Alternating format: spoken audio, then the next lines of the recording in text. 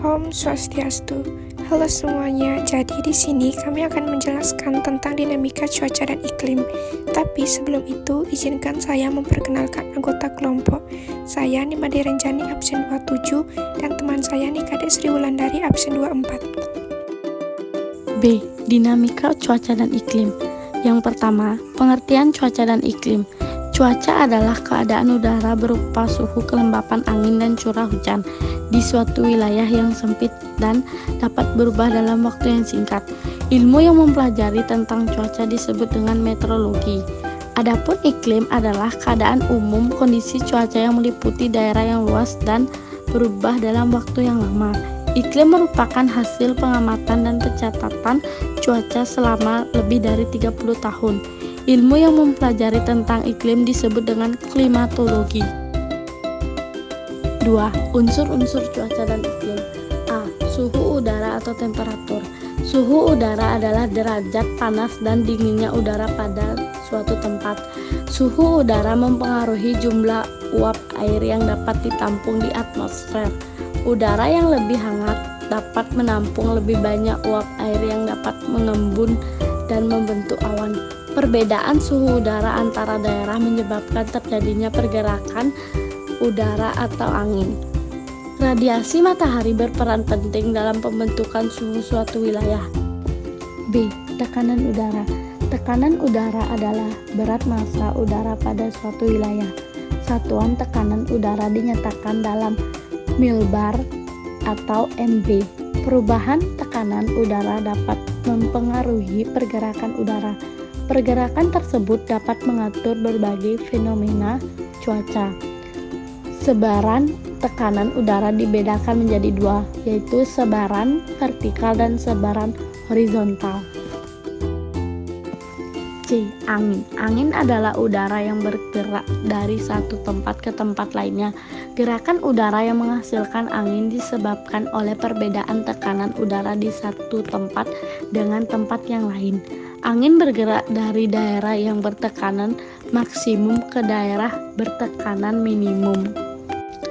Jenis-jenis angin yaitu sebagai berikut. Yang pertama ada angin pasat. Angin pasat adalah jenis angin yang bertiup dari daerah subtropika menuju daerah tropika. Angin ini terjadi karena daerah subtropika merupakan pusat tekanan tinggi, sedangkan daerah tropika merupakan pusat tekanan rendah. Yang kedua ada angin antipasat. Angin antipasat bertiup dari daerah tropika atau khatulistiwa ke wilayah subtropika hingga kutub. Di belahan bumi, bagian selatan dikenal sebagai angin antipasat, barat laut, dan di belahan bumi, bagian utara dikenal sebagai angin antipasat barat daya. Yang ketiga ada angin musim atau mussum. Angin musim adalah angin yang bergerak secara periodik, setiap periode memiliki pola yang berlawanan. Yang keempat ada angin lembah. Angin lembah adalah angin yang bergerak dari lembah menuju puncak gunung. Angin ini disebabkan oleh daerah puncak gunung lebih cepat menjadi panas, sehingga tekanan udara menjadi minimum. Sedangkan di lembah lebih lambat menjadi panas, sehingga bertekanan maksimum. Angin lembah lebih sering berembus pada siang hari. Yang kelima ada angin gunung. Angin gunung berembus pada malam hari. Saat malam hari, daerah lembah lebih cepat mengalami perbandingan daripada lereng gunung. Udara di sekitarnya menjadi lebih dingin dan lebih padat, sehingga mengalir turun ke lembah. Yang keenam ada angin fon. Angin fon atau dikenal juga dengan angin jatuh, yaitu angin yang disebabkan oleh gerakan massa udara yang naik ke pegunungan dengan ketinggian lebih dari 200 m. Naik dari satu sisi, kemudian turun di sisi lainnya. Sifat angin fon yaitu panas, kering, dan kencang. Yang D ada kelembapan udara. Kelembapan udara adalah banyaknya uap air yang dikandung oleh udara. Ada dua macam kelembapan udara, yaitu pertama kelembapan relatif. Kelembapan relatif adalah bilangan yang menunjukkan perbandingan antara jumlah uap air dalam udara dan jumlah maksimum uap air yang dapat dikandung udara pada suhu serta tekanan udara yang sama. Yang kedua, kelembapan absolut. Kelembapan absolut adalah jumlah uap air yang terdapat dalam suatu volume udara. Unsur yang kelima adalah awan. Awan adalah kumpulan butir-butir atau partikel-partikel es yang melayang di udara. Jenis-jenis awan berdasarkan bentuknya yaitu yang pertama awan cirrus, bentuknya seperti serabut atau bulu ayam yang halus memanjang di langit. Yang kedua awan stratus, bentuknya berlapis-lapis, meluas dan tampak seperti kabut. Yang ketiga awan cumulus, berbentuk bergelumpal, bergelombang dan bertumpuk-tumpuk dengan puncak yang membulat dan alas horizontal. Dan yang terakhir ada awan cumulonimbus, berbentuk bergelumpal, membulat dan menggelompok. Adapun jenis-jenis awan berdasarkan ketinggian dan bentuknya. Yang pertama awan rendah, yang kedua awan menengah, dan yang ketiga awan tinggi. Unsur yang keenam ada hujan. Hujan atau presipitasi adalah peristiwa jatuhnya butir air atau es dari lapisan troposfer ke permukaan bumi. Hujan dapat menyebabkan pendinginan lebih cepat karena menguapnya tetes air. Berdasarkan proses terjadinya hujan dibedakan menjadi 3, yaitu pertama ada hujan zenital. Hujan zenital adalah hujan yang terjadi di daerah khatulistiwa karena pertemuan antara angin pasat timur laut dan angin pasat tenggara. Kedua ada hujan orografis, terjadi karena angin yang kaya uap air naik ke pegunungan. Yang ketiga hujan frontal, terjadi ketika massa udara bersifat panas yang dapat mengandung uap air bertemu dengan massa udara yang bersifat dingin. Selanjutnya ada klasifikasi iklim. Perbedaan iklim di muka bumi dipengaruhi oleh letak lintang, ketinggian tempat, dan curah hujan. Kondisi iklim suatu wilayah mempengaruhi pola kehidupan manusia di wilayah tersebut. Yang pertama ada klasifikasi iklim matahari. Klasifikasi iklim matahari berdasarkan posisi garis lintang suatu wilayah. Hal ini berkaitan dengan kedudukan dan pergeseran semu matahari yang mempengaruhi banyaknya sinar matahari yang diterima oleh permukaan bumi.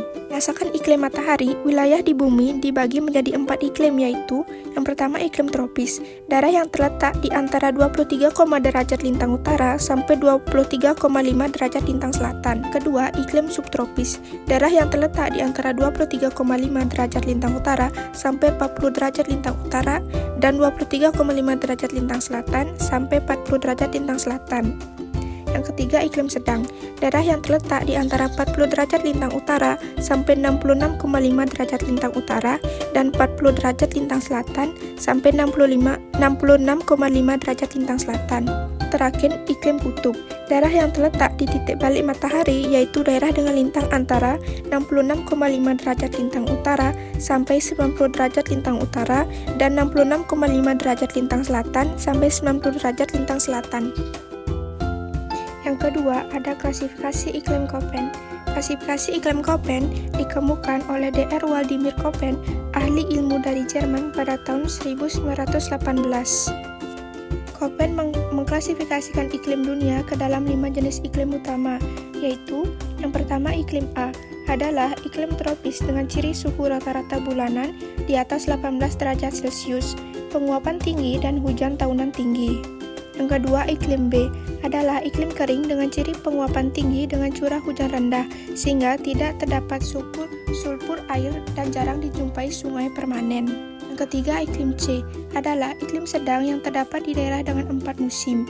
Yang keempat, iklim D adalah iklim hujan salju dengan suhu udara rata-rata bulanan terdingin kurang dari 3 derajat Celcius dan suhu rata-rata bulanan terpanas lebih dari 10 derajat Celcius. Yang terakhir, iklim E adalah iklim kutub dengan ciri tidak mengenal musim panas serta terdapat salju abadi dan padang lumut.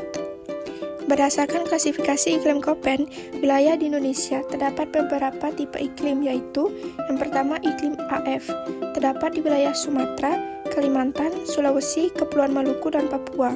Yang kedua, iklim AM, terdapat di wilayah Jawa Tengah, Jawa Barat, Sulawesi, dan Nusa Tenggara. Yang ketiga, iklim AW, terdapat di sebagian Jawa Tengah, bagian timur, Jawa Timur, dan Nusa Tenggara. Yang keempat ada iklim CF, terdapat di hutan-hutan daerah pegunungan, dan yang kelima iklim D, terdapat di pegunungan salju Papua. Yang ketiga ada klasifikasi iklim Junghun. Klasifikasi iklim ini dikemukakan oleh Franz Wilhelm Junghun, seorang ahli biologi berkebangsaan Jerman ketika sedang melakukan penelitian di Sumatera Selatan dan dataran tinggi Bandung. Junghun mengklasifikasikan iklim di Indonesia secara vertikal sesuai dengan jenis vegetasi yang dapat hidup, yakni sebagai berikut. Yang pertama, daerah panas dengan ketinggian tempat 0-600 meter di atas permukaan laut. Suhu rata-rata 22 derajat Celcius sampai 26,3 derajat Celcius. Jenis vegetasi padi dan tebu. Yang kedua, daerah sedang dengan ketinggian tempat 600-1500 meter di atas permukaan laut. Suhu rata-rata 17,1 derajat Celcius sampai 22 derajat Celcius. Jenis vegetasi tembakau, kopi, dan coklat.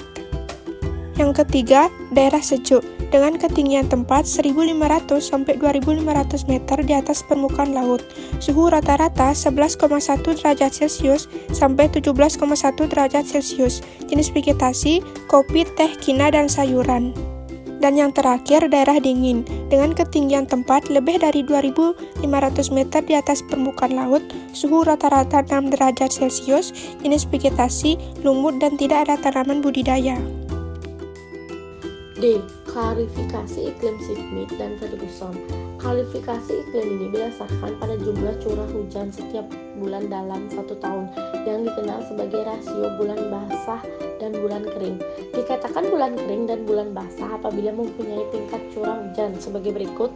Yang pertama ada bulan kering. Curah hujan sebulan kurang dari 60 mm. Yang kedua ada bulan lembap. Curah hujan sebulan antara 60 sampai 100 mm. Yang ketiga ada bulan basah. Curah hujan sebulan lebih dari 100 mm.